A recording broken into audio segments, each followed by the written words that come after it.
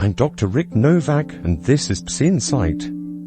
Today, I'd like you to consider that your feelings are not personal. This is somewhat very strange to talk about feelings in this way, because for a lot of us, feelings are like the most personal part of our experience.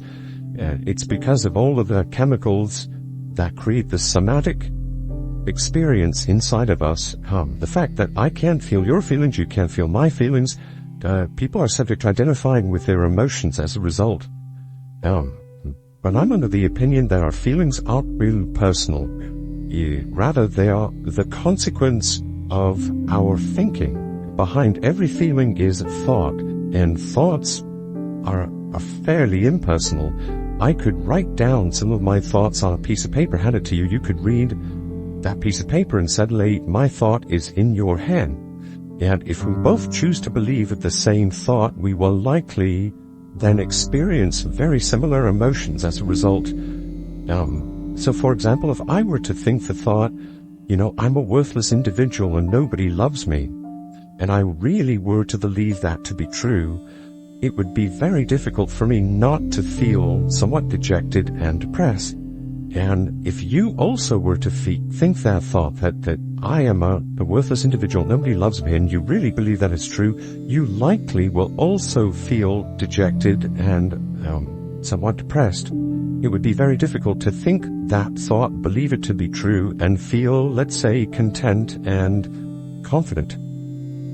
So, our feelings have more to do with what we choose to believe to be true than who we are as a person. And on some level, the same feeling or a very similar feeling can be cultivated in other people simply as a consequence of sharing similar ideas or beliefs. So what does this mean? This means that if we want to cultivate different emotional states, we have to be very intentional about the thoughts that we choose to validate, the thoughts that we choose to believe to be true. It's not possible to believe certain things are true and feel however we want. This is something I often say to my clients, is that you're free to think however you want. However, you're not free to feel however you wish as a consequence of what you choose to think. So for example, if a person chooses to think those thoughts, that for example, I'm a worthless individual and nobody really cares about me, that person really on some level isn't free to feel contented and confident as a consequence of thinking those thoughts.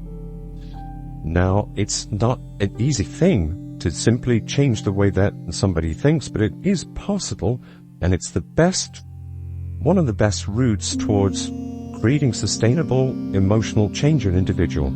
We'll talk more about how to do that in future episodes. So please like, subscribe, and stay tuned for some more.